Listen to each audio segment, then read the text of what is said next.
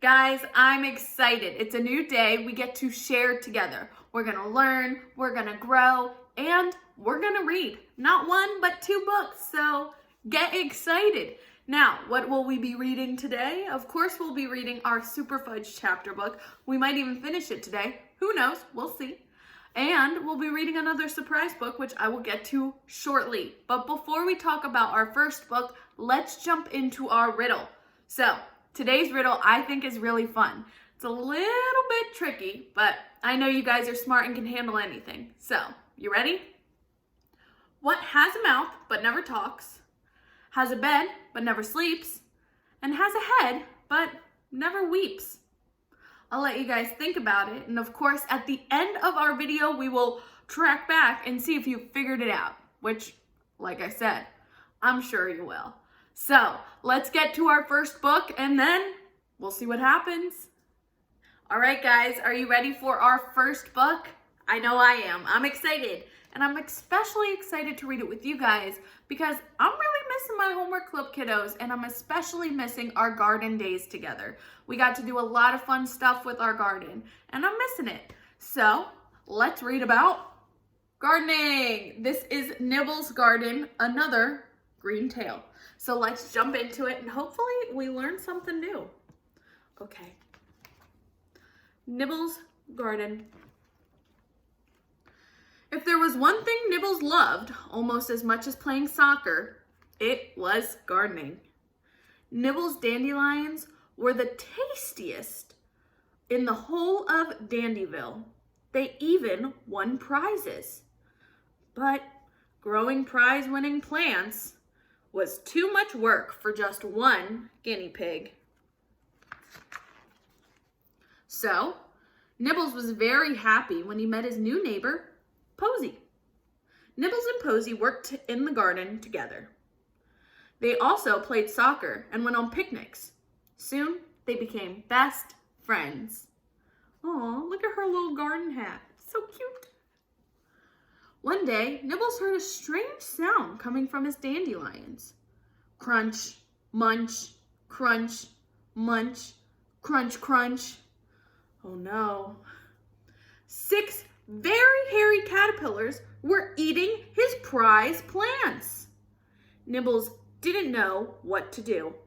He couldn't let them munch on his dandelions. Then, Posy had a great idea to keep the caterpillars as pets. Nibbles and Posy wrote a list of all the things they might need to look after their caterpillars. Little woolly socks, glasses of milk and jelly beans, ping pong balls, so that they can play soccer, of course, and small hairbrushes. Aw, can you imagine a little caterpillar with little pigtails? And they took it to Mr. Rossetti in the cafe. He knew everything about everything. Mr. Rossetti looked at the list and made a few suggestions. Instead of woolly socks, he suggested clean jars. Instead of glasses of milk and jelly beans, he said juicy leaves for munching. Instead of ping pong balls for playing soccer, he suggested twigs for climbing. And last but not least, instead of small little hairbrushes, would have been so cute, he said to put lids with holes for plenty of fresh air. Sounds like a good suggestion. He even had some clean jars to give Nibbles and Posy. He told them how to look after their new pets so they'd know exactly what to do. That's very kind, helping each other's out. Nibbles and Posy loved their new pets. Crunch, munch, crunch. They were the happiest caterpillars in all of Dandyville. They got bigger and bigger and bigger, but then they were gone. Not a single wiggling caterpillar to be seen. Not a single munching sound to be heard. It was quite a mystery. Nibbles and Posy were determined to solve the mystery of their missing pets. They made some posters. Lost 6 caterpillars. Have you seen them? And they put them up all over Dandyville. Posy and Nibbles were worried. Nobody had seen their caterpillars. Then an email popped up from Mr. Rossetti. Ooh, what does it say? From Mr. Rossetti to Nibbles, subject, lost caterpillars. Please bring your jars to the cafe. Mr. Rossetti examined the jars very carefully. He lifted off the lids, and out of the jar flew 6 beautiful butterflies. You see, said Mr. Rossetti, when you lose a caterpillar, you find a butterfly. The mystery was solved. Nibbles and Posy made some new posters so that the guinea pigs of Dandyville would know what happened to the caterpillars.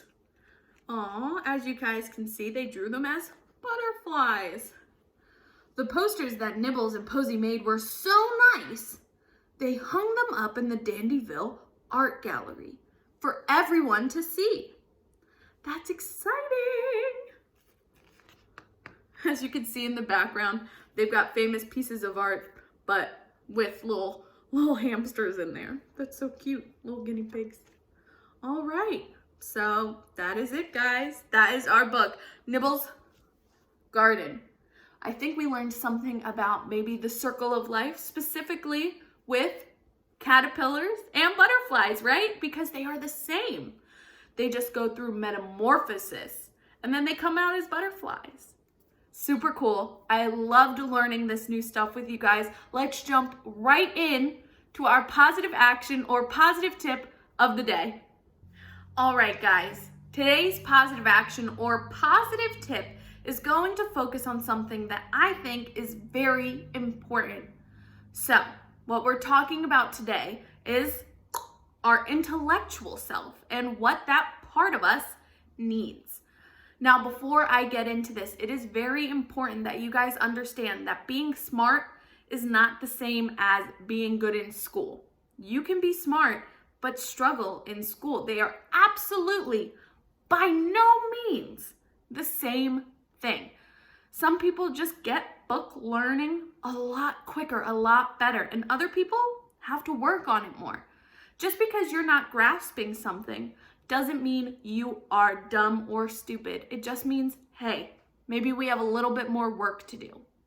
Now, that being said, we are going to talk about our intellectual self and what exactly she needs to thrive. So, let's talk about it. You might be saying, oh, Emma, intellectual self, talking about learning, all we have to do is go to school and we're fine. No, you silly gooses. I wish it were that simple, or else we'd all be great, right? No, there is so much more we need to be doing. We need to think about our creativity, about being curious, and about taking new chances and trying new things. And you might say, oh, we've kind of talked about all those things. Yeah, you're right. No doubt we have.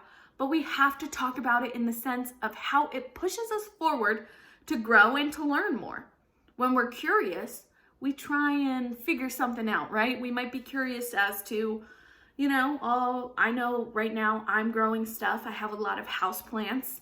And a lot of times I'm like, why is this leaf getting yellow? Or what's happening? What's wrong? I want to problem solve what's happening. So I was like, did I give it too much water? Has it been in the sun too long? Could something be wrong with the soil? When we problem solve, we think of all these different ways we can approach a problem. That way we're not limited to just one thing, right? What I just said about my plants, I thought of 3 different things. When we limit ourselves, when we don't work on problem solving, a lot of times we're not going to come up with a lot of options. We're going to be like, still thinking about it. And, while we do learn problem solving in school, it's something we have to challenge ourselves with. We're not always going to just get whatever we need from reading a book or from going to class. There's real life opportunities to learn and grow.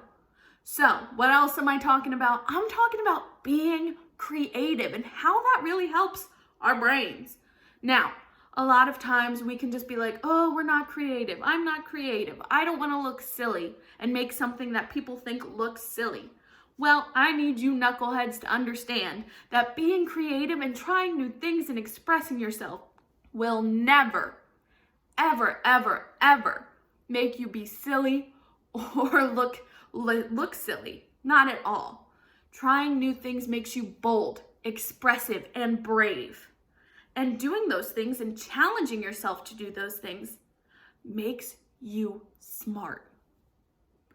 Now, you might still be sitting behind that screen and be saying, Emma, we're talking about intellectual self. We're talking about being smart. I'm not smart in school, so I'm not smart. And I hear a lot of my students say this. I used to say this when I was little. It's not true. It's not true. You are so incredibly smart and talented. You just have to find the ways that you thrive. So I know when I was younger, math, like I've said a million times on this channel, was not my thing. Thankfully, I've gotten a lot better at it. But back then, it was hard.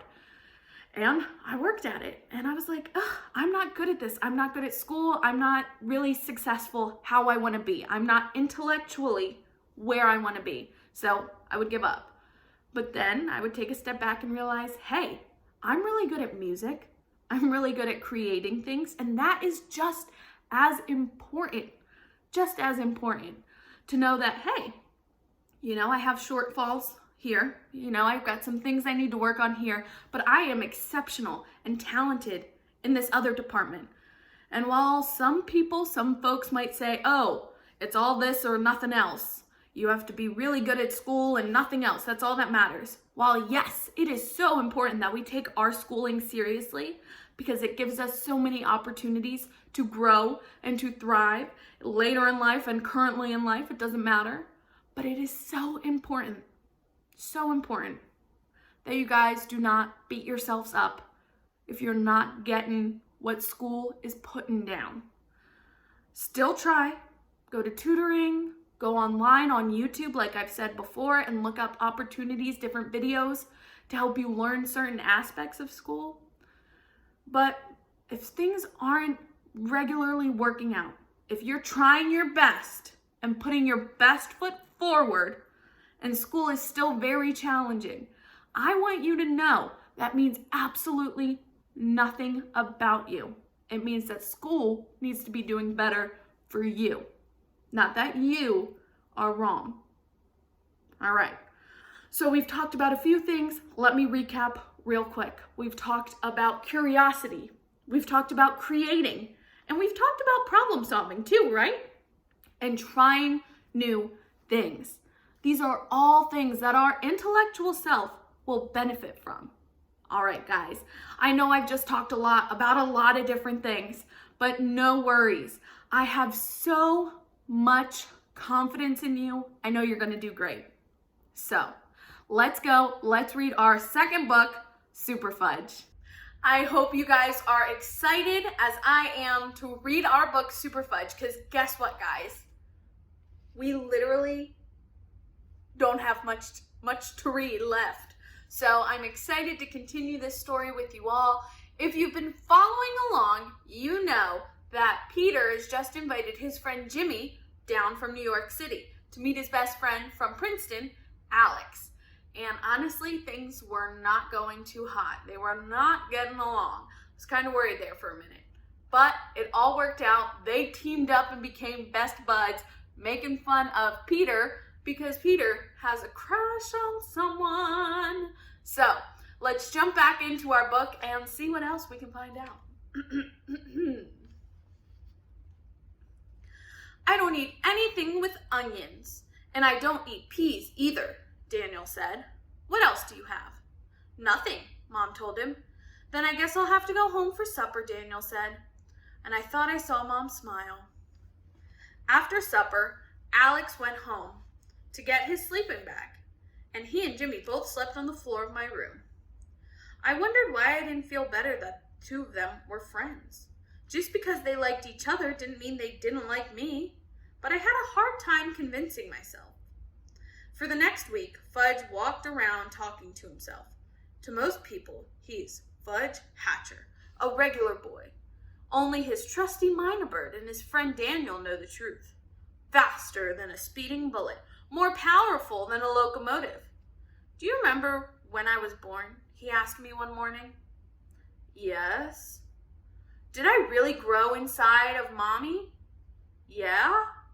Oh, he said, sounding disappointed. Why?